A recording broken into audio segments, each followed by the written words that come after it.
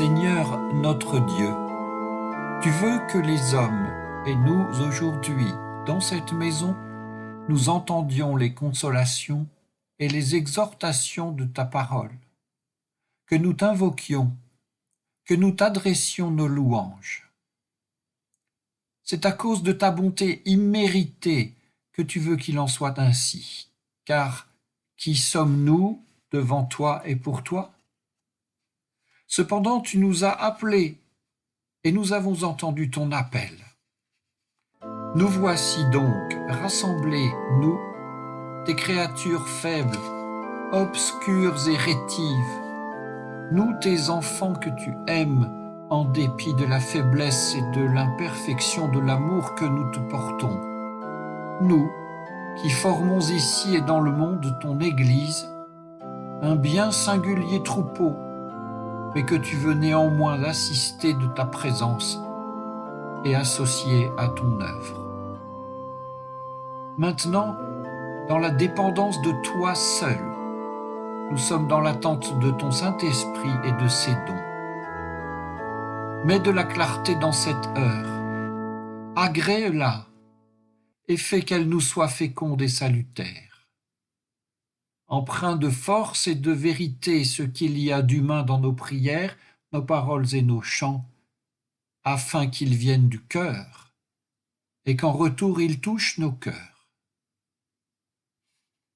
Sois toi-même notre maître, viens toi-même nous instruire et dans ta bonté diriger en cette heure ce qui se passera en chacun d'entre nous. Au nom de ton Fils bien-aimé, en qui tu nous as donné la preuve de ta libre grâce, que tu veux nous révéler toujours à nouveau, nous te prions. Amen.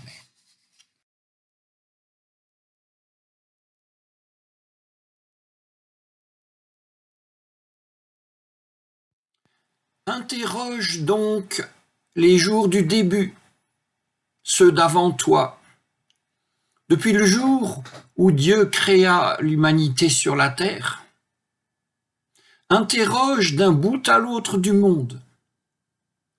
Est-il rien arrivé d'aussi grand? A-t-on rien entendu de pareil? Est-il arrivé à un peuple d'entendre, comme toi, la voix d'un Dieu parlant du milieu du feu et de rester en vie? Ou bien, est-ce qu'un Dieu a tenté de venir prendre pour lui une nation au milieu d'une autre, par des épreuves, des signes et des prodiges, par des combats, par sa main forte et son bras étendu, par de grandes terreurs, à la manière de tout ce que le Seigneur votre Dieu a fait pour vous en Égypte sous tes yeux? À toi, il a été donné de voir, pour que tu saches que c'est le Seigneur qui est Dieu, il n'y en a pas d'autre que lui. Du ciel, il t'a fait entendre sa voix pour faire ton éducation. Sur terre, il t'a fait voir son grand feu, et du milieu du feu, tu as entendu ses paroles. Parce qu'il aimait tes pères, il a choisi leur descendance après eux, et il t'a fait sortir d'Égypte devant lui, par sa grande force, pour déposséder devant toi des nations plus grandes et plus puissantes que toi, pour te faire entrer dans leur pays et te le donner comme patrimoine, ce qui arrive aujourd'hui. Reconnais-le aujourd'hui et réfléchis.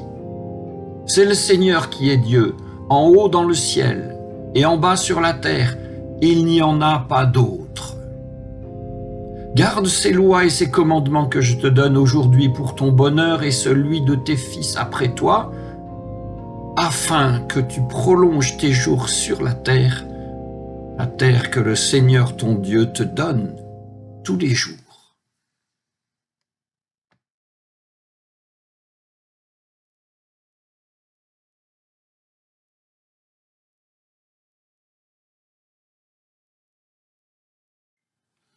Une semaine après Pentecôte, dans l'année liturgique, c'est le dimanche de la Trinité.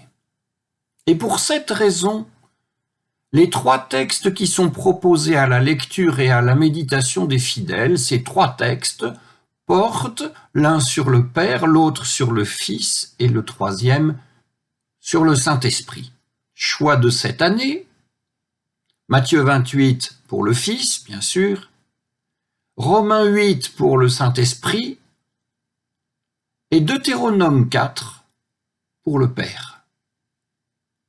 Et là-dedans, dans ces textes, figure la seule formule explicitement trinitaire de toute la Bible, au nom du Père, du Fils et du Saint-Esprit, Matthieu 28, 19. Ces trois textes aussi forment l'une des nombreuses bases bibliques possibles de la doctrine de la Trinité. Et ainsi donc, dans la lecture de ces trois fragments bien choisis, nous verrons apparaître quelque chose de trinitaire, c'est certain. C'est certain, oui. Mais est-ce nécessaire? Est-il nécessaire? Était-il nécessaire d'unifier Dieu? C'est-à-dire au IVe siècle, à l'époque où il fut ainsi unifié.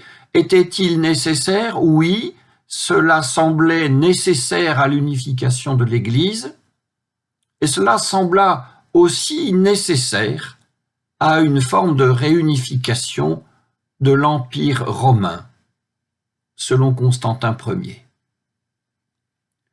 Mais ces nécessités politiques pouvaient-elles être des contraintes théologiques?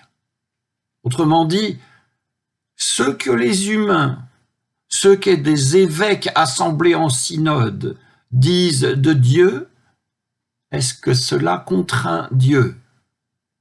Plus profondément encore, Dieu est-il une créature de la parole humaine? Ou l'homme est-il une créature de la parole divine? Eh bien, nous n'allons pas chercher à répondre trop avant à cette question. Nous allons même la laisser là. Et pouvoir la laisser là est l'expression d'une liberté. Cette liberté, pouvons-nous la trouver dans des textes bibliques? Pouvons-nous la fonder sur des textes bibliques? Eh bien, nous allons examiner les 9 versets du Deutéronome qui nous sont proposés.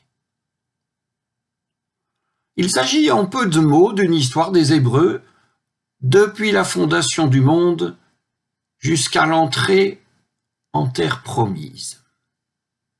C'est extrêmement soigné, c'est extrêmement compact. Tout un vocabulaire très spécifique figure dans ces versets. Le vocabulaire de la création avec le mot commencement et le verbe créer, comme si l'on était en Genèse 1:1. Le vocabulaire spécifique à l'évocation de la mémoire des patriarches. Puis le vocabulaire propre de l'esclavage et de la sortie d'Égypte par sa main forte et son bras étendu. Puis le vocabulaire propre aussi de l'entrée en Canaan. Te faire entrer dans le pays et te le donner comme patrimoine. Histoire en 4 parties qui commence par un impératif « interroge ». Le lecteur, donc, le fidèle, est exhorté à s'interroger sur Dieu qui crée l'humanité sur la terre, sur une présence de Dieu dans le feu, présence qui, contre toute attente, épargne les humains, sur une force de Dieu qui libère son peuple de l'esclavage et sur une bienveillance de Dieu qui donne loi et commandement à son peuple. Histoire en 4 parties donc, et nous pouvons nous demander ici à qui ce texte s'adresse. Et nous serons bien entendu tentés il s'agit du Deutéronome, le 5e livre de la Torah, tenter de penser que ce texte s'adresse au peuple hébreu. Et après tout, ils sont les premiers engagés par ce texte, tant s'agissant de la mémoire des origines qui est la leur, que par les commandements qui leur ont été donnés. Mais est-ce si simple? Et surtout, si c'est si simple, où est la liberté sur laquelle nous méditons aujourd'hui? Voici quelques remarques sur ces versets. Première remarque, ce que Dieu crée n'est pas un peuple particulier, mais l'humanité. Une humanité une sur une terre une. Il est affirmé aussi 2 fois que c'est le Seigneur Yahvé, les 4 lettres, qui est Dieu et qu'il n'y en a pas d'autre. Comprenons bien ici qu'il ne s'agit pas de dire que le Dieu Yahvé est plus fort, plus beau, plus on ne sait quoi que tous les autres dieux. Il est affirmé qu'il n'y en a pas d'autre. Ce qui signifie que ces 4 lettres imprononçables sont au principe même de toute pensée théologique possible, pensée théologique qu'à la fois elles nourrissent et surtout qu'elles désagrègent. Et l'important alors n'est même pas que ce soit ces 4 lettres-là, cela pourrait en être d'autres, mais qu'elles soient imprononçables. Et ce que cela signifie, c'est que ce Dieu ne peut pas être le Dieu d'un peuple exclusivement. Bien sûr, c'est par un peuple que ce Dieu est arrivé au langage dans l'histoire humaine, ça ne peut pas se produire autrement. Et c'est toujours dans une forme particulière que ça commence. Mais pourtant, cela concerne l'humanité tout entière. Même si les formes religieuses sont infiniment diversifiées, si elles parviennent à être fidèles à ce que l'imprononçable tétragramme 4 lettres signifie, leur différence ne devrait jamais être séparatrice. L'unité de Dieu exprimée par les 4 lettres imprononçables est à la fois un principe de liberté et un principe de reconnaissance. Ce qui va nous faire déborder du cadre religieux. Les lois et les commandements que le Seigneur donne concernent évidemment les enfants d'Israël, c'est par cela que ça arrive, mais aussi tous ceux qui séjournent parmi eux. C'est une indication, une possibilité que l'éthique qui découle de cette construction religieuse soit une éthique universalisable. Ici, nous pouvons nous réjouir, Bible en main, car nous avons pu esquisser, grâce au Deutéronome, un projet religieux et un projet de société dont la liberté est le principe. Mais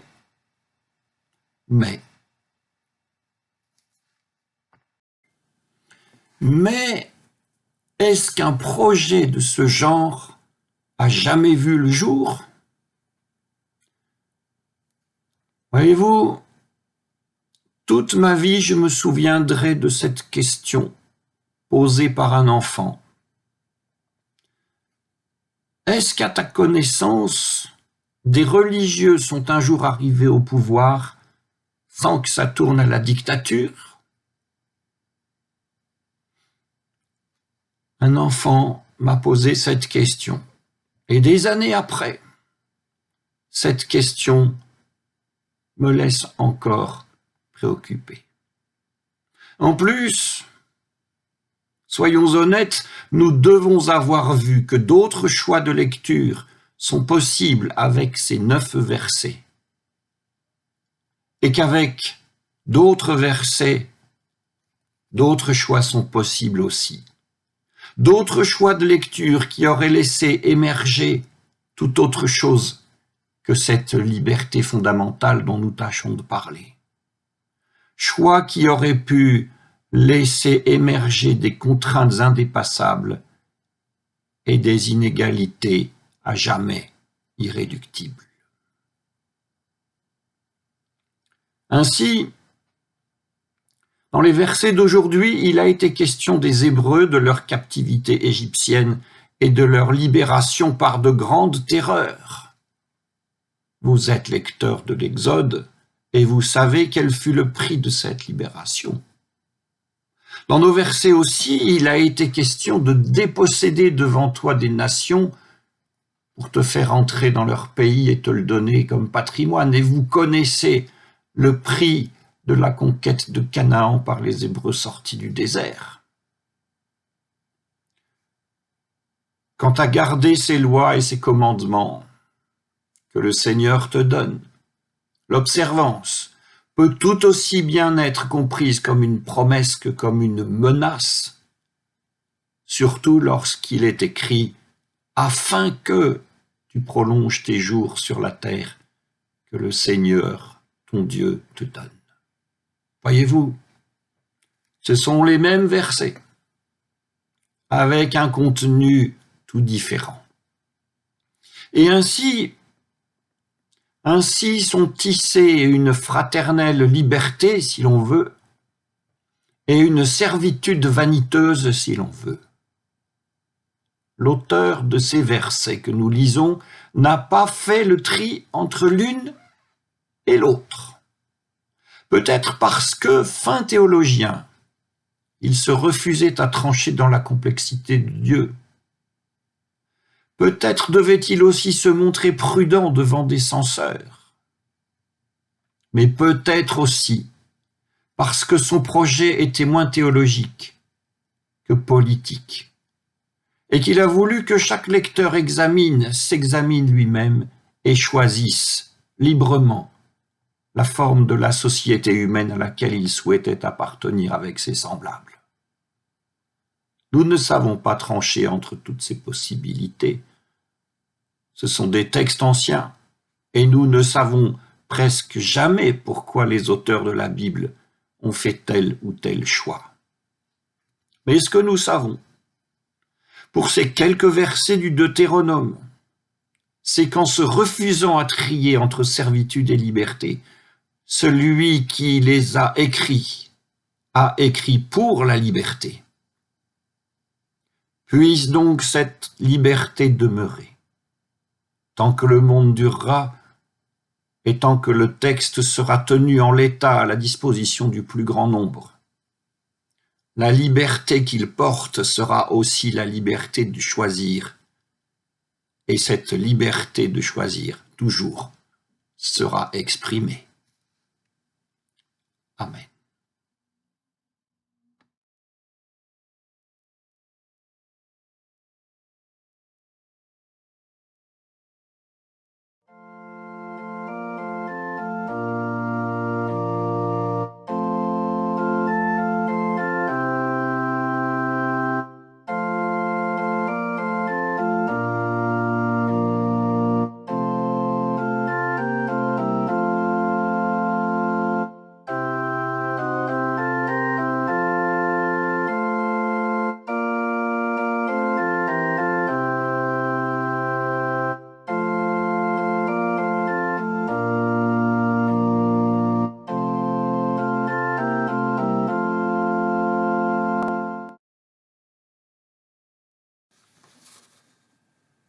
Seigneur, nous voulons te bénir pour tout ce que tu nous as donné, pour la communion des frères et sœurs en Christ, pour ta parole vivante, lumière, nourriture et vie que ton amour nous a donnée.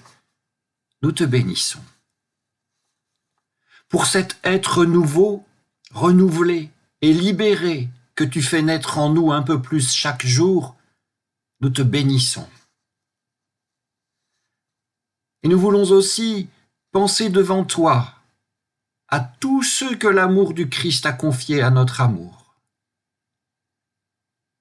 Et pour tous ceux que nous te nommons à cet instant dans le secret de nos cœurs, nous te prions. Seigneur, sois avec eux. Aide-nous à n'en oublier aucun. Aide-nous à nous tenir proches de ceux qui souffrent, des solitaires, de ceux qui ont le cœur lourd. Et donne-nous un cœur de chair et des mains qui se tendent vers eux. Nous t'en prions. Et nous t'en prions avec Jésus-Christ, en te disant avec lui, notre Père qui es aux cieux, que ton nom soit sanctifié, que ton règne vienne, que ta volonté soit faite sur la terre comme au ciel. Donne-nous aujourd'hui notre pain de ce jour. Pardonne-nous nos offenses, comme nous pardonnons aussi à ceux qui nous ont offensés. Et ne nous laisse pas entrer en tentation, mais délivre-nous du mal. Car c'est à toi qu'appartiennent le règne, la puissance et la gloire, pour les siècles des siècles. Amen.